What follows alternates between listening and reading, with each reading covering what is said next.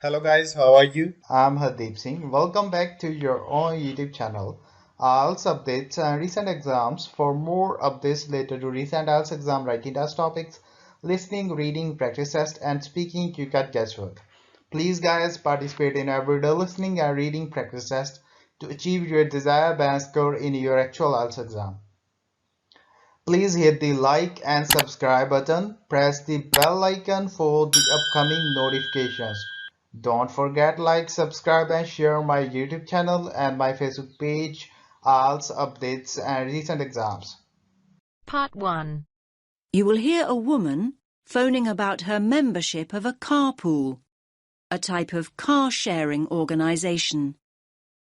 First, you have some time to look at questions 1 to 4.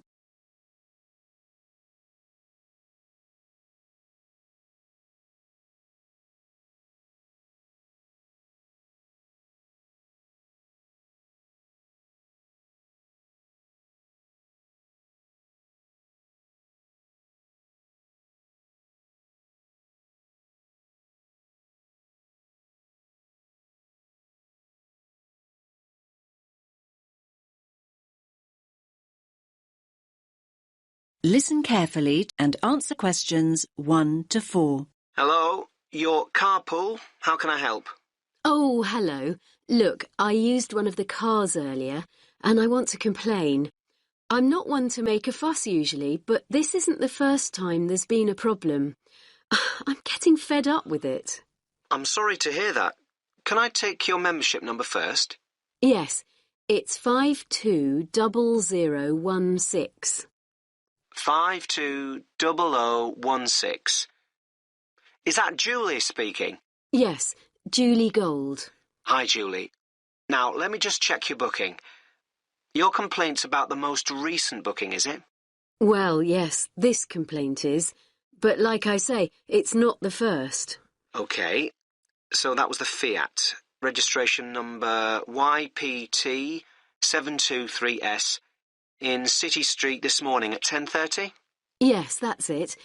But no, I think it was the car in Baker Road. My records say City Street. That's the grey Fiat. Oh, yes, Baker Road was yesterday. And that booking was fine? Well, yes, that one was. Good. So what exactly was the problem today, then? Now you have some time to look at questions 5 to 10.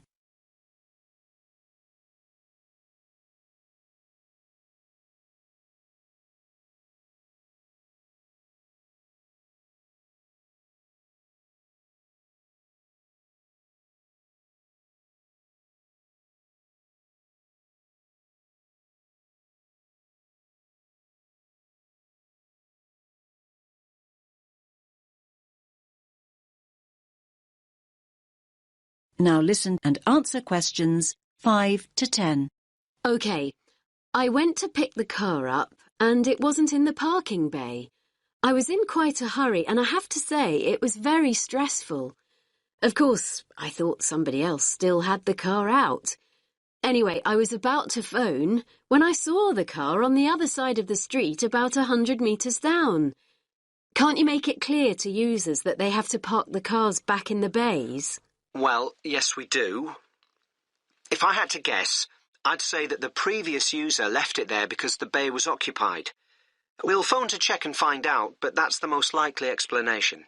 But people aren't supposed to be occupying the parking bays, are they? Well, no, but they do. They usually think it's okay to park for a few minutes.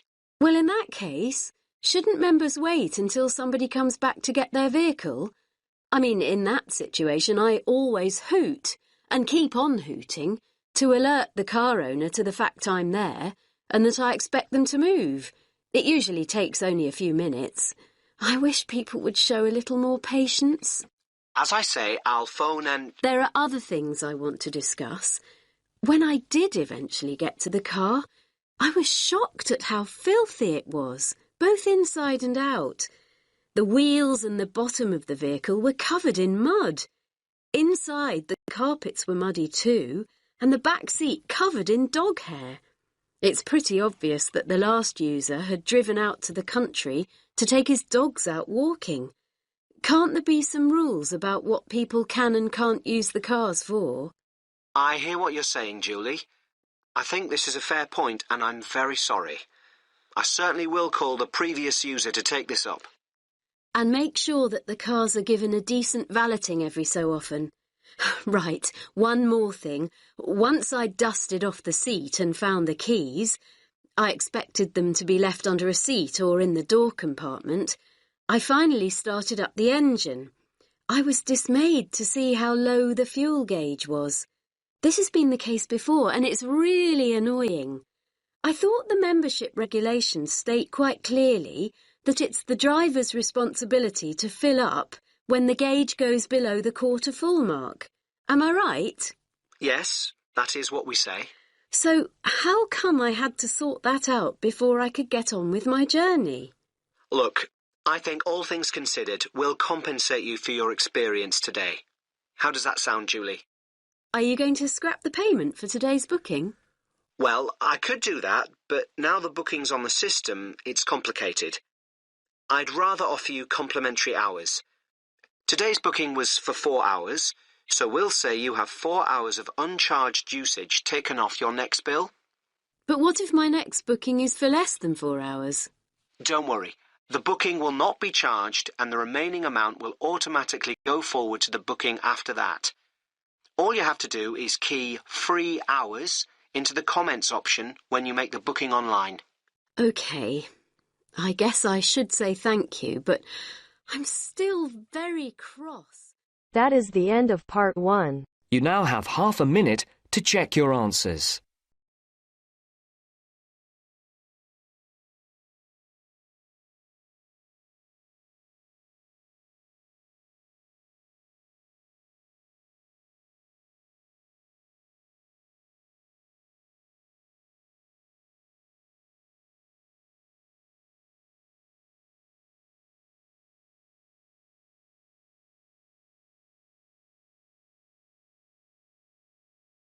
Now turns to part 2.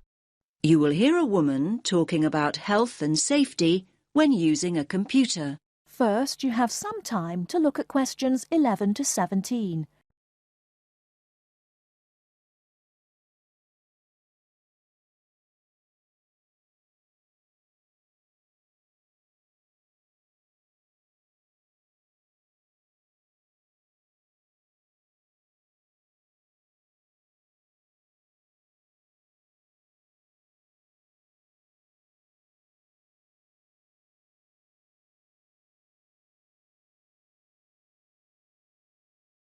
Now, listen carefully and answer questions 11 to 17.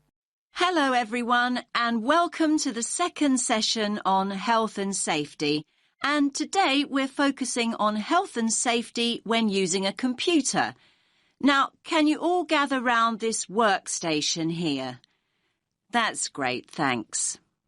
OK now, let's look at some equipment that is specifically designed for safe computer use.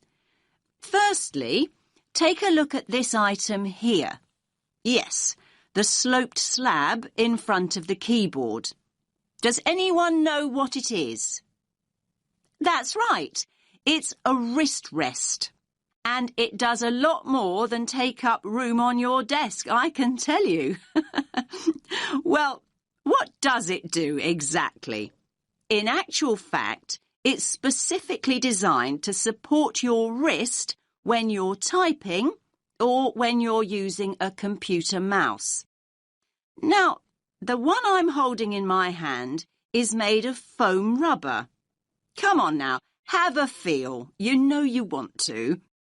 Now, it's very flexible, isn't it? The padding is firm, but it also gives way when you press it, just like this. Here's another type, by the way. This one is filled with gel. Now, like the foam rubber type, it's got a firm surface, but when you press it like this, it gives way with a little spring. However, not all wrist rests are flexible like that. Some are made from hard plastic. That doesn't sound like a comfortable support for your wrist, does it? So, not to be recommended. OK, so we know what kind of material we're looking for in a wrist rest. But what else do we have to think about before we choose one? Now, look again at the foam rubber wrist rest here. You can see that the slope of the wrist rest and the height and the width too match the front edge of the keyboard here. And there are no sharp edges. Look, it's really nice and smooth. Now, we know it's a busy time for you all at the moment. You're busy with assignments in between the hours you're spending browsing the net and going on social networking sites. Well, just think about how hard your wrist has to work. So, using a wrist rest like this one can really help in a number of ways. First of all, it helps you keep your wrist straight when you're using your computer. I'm demonstrating this now. As you can see, my wrist is neutral and straight rather than bent up and down. See what I mean? Now, it can also provide padding for your hands. It works in much the same way as a cushion, so it makes your desk much more comfortable. Now, please note, I did say cushion rather than pillow. We don't want you students to be too comfortable. Another advantage of a wrist rest is that it stops your hands from dropping off the edge of the keyboard. A wrist rest can also relieve tension and soreness in your neck and shoulders. And how does it do that exactly? Well, it removes the weight of your arm from your shoulders and neck altogether. So there are a lot of benefits, aren't there? However, most people never learn how to use a wrist rest correctly. In fact, leaning your wrists on a wrist rest for long periods can put a lot of pressure on the undersides of your wrists, just here. Now you have some time to look at questions 18 to 20.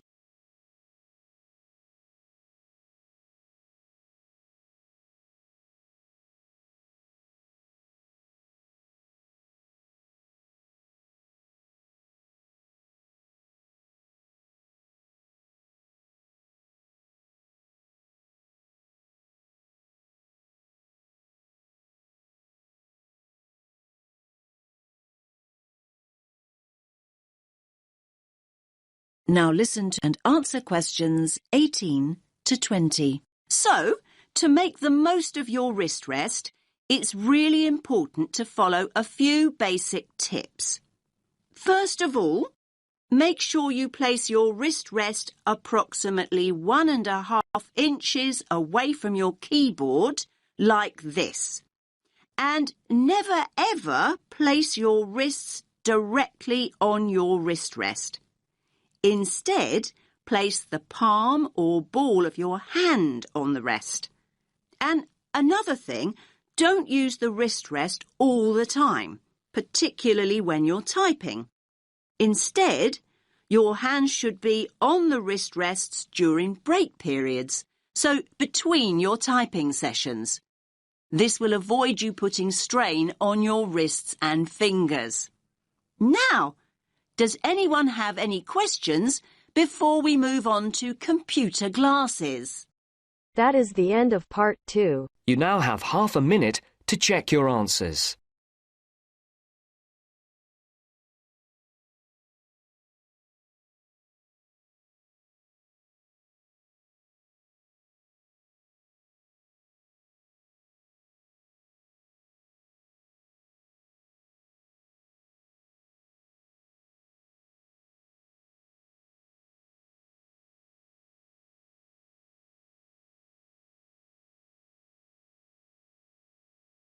Now turns to part 3. You will hear 3 students discussing the issue of waste deposited in space. First, you have some time to look at questions 21 to 26.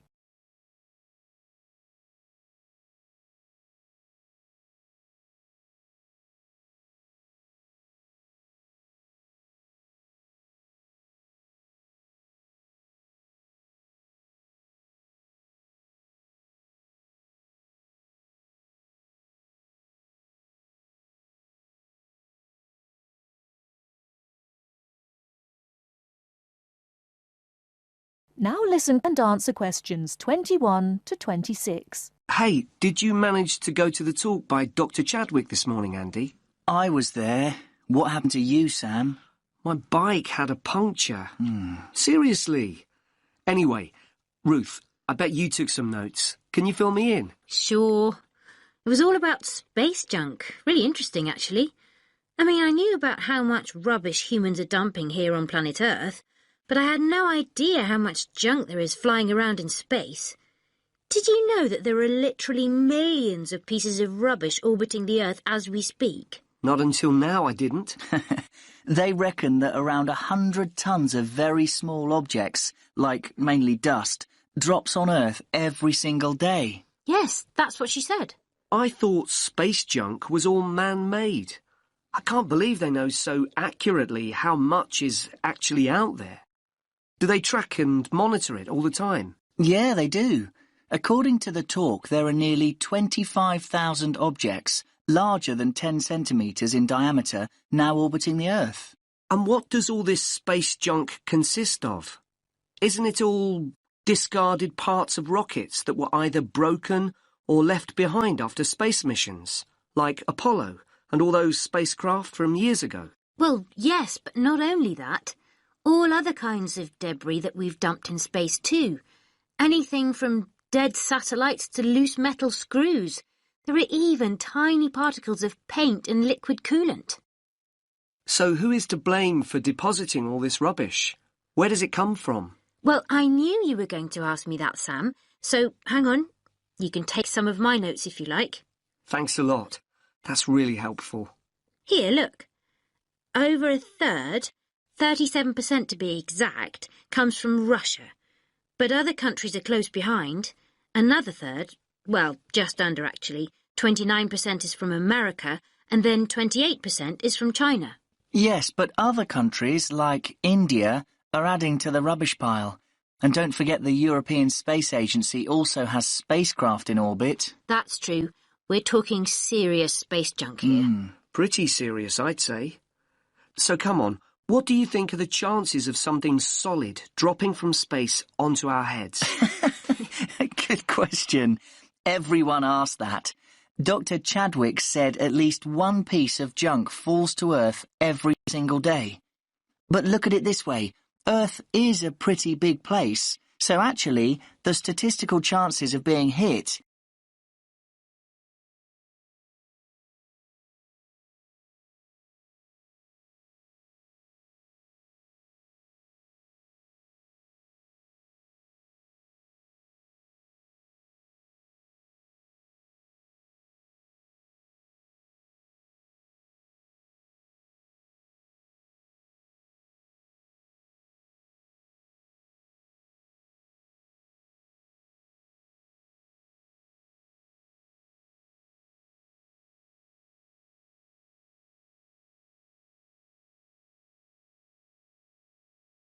So are you saying I'm more likely to win the lottery? Well, just think about it. 2/3 of the Earth is ocean. That's true.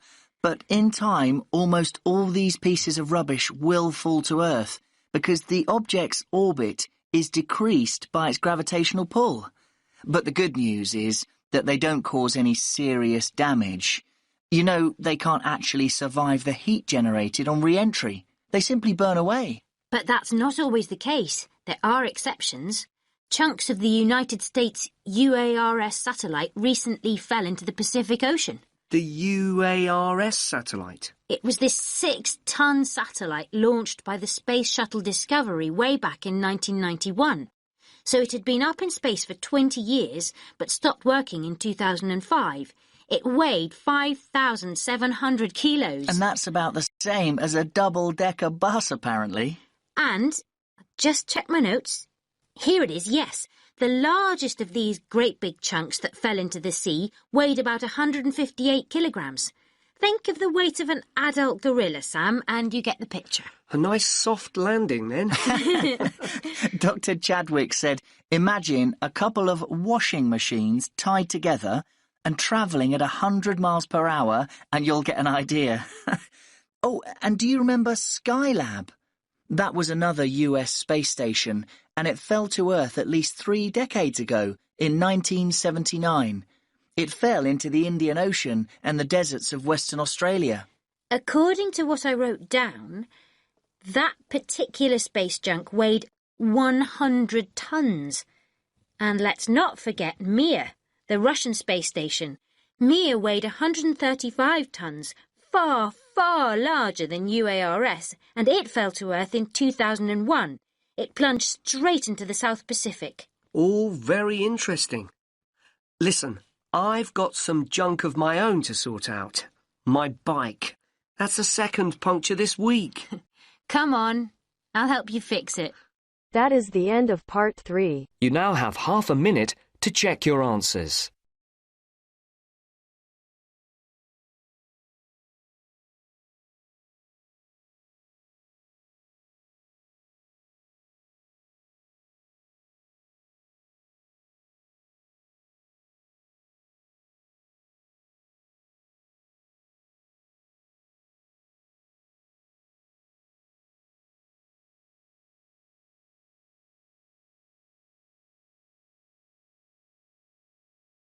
Now turns to part 4.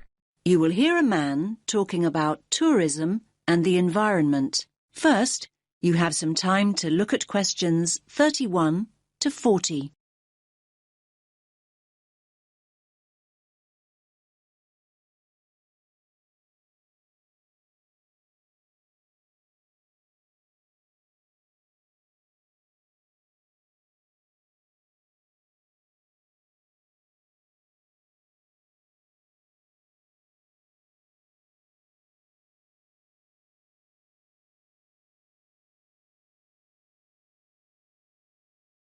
Listen carefully to the talk and answer questions 31 to 40. Good morning, everyone. Let's make a start. Now, over the last few weeks, we've looked at some key areas in the travel and tourism module. We've already charted the origins and development of tourism, and we've also looked at the negative effects of tourism on both local communities and the environment. So, in this lecture, we're going to focus on ways in which tourists can actually benefit local people and natural areas if they travel responsibly. And this kind of travel is known as ecotourism. Now, there's no one definition of ecotourism. In fact, it can be interpreted in a number of different ways. This means it represents different things to different people. And sometimes people misunderstand ecotourism altogether. They think of it as just spending time in nature or natural areas. However, the truth is far more complex.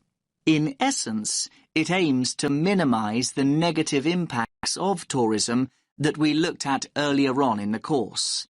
Problems such as litter and water pollution, crime and so on, and, at the same time, to encourage travellers to have a positive impact on the places they visit.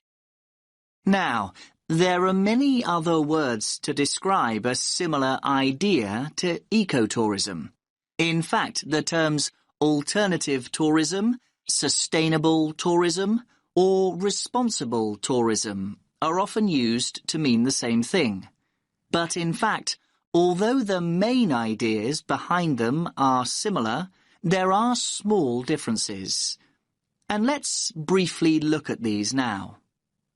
Alternative tourism is any kind of tourism that is not mass tourism.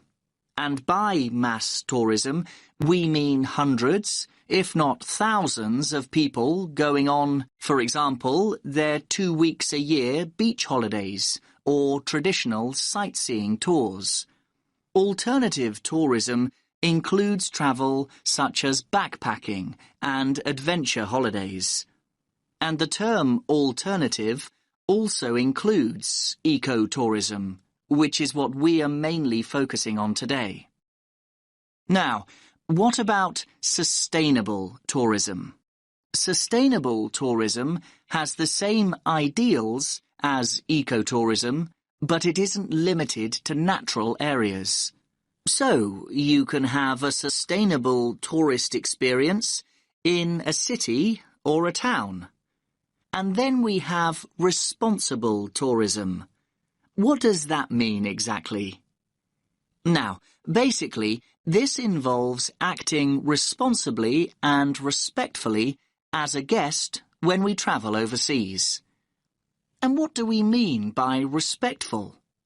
Well, being respectful might involve asking permission to take photographs, or go into someone's home observing some of the customs of the local community, such as dress, or making an effort to learn the language.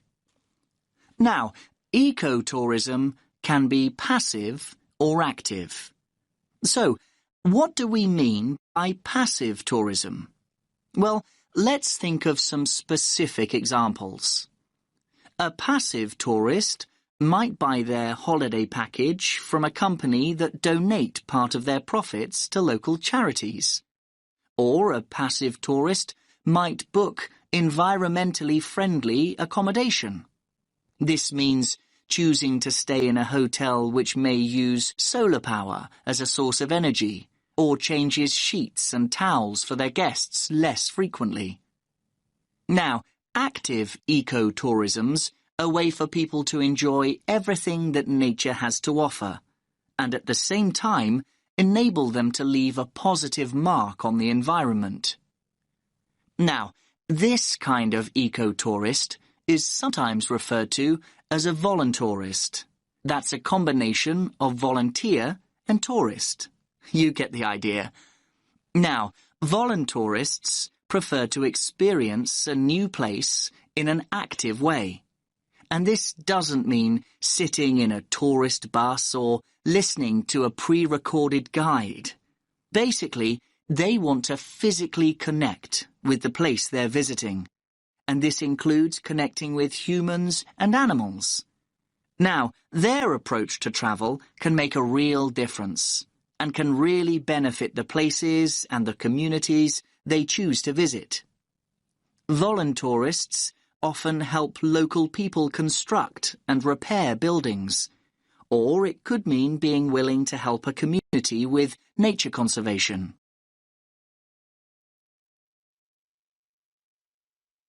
So let's think of some specific examples of this kind of work in action. Now, voluntourists have helped local communities to plant hundreds of trees and installed identifying signs in the rainforests of Costa Rica. They've also helped with sustainable food production in Cuba, and in Jamaica, they've been involved in the cleaning up of local rivers. And in Thailand, they've worked on building ecologically sustainable reforested habitats.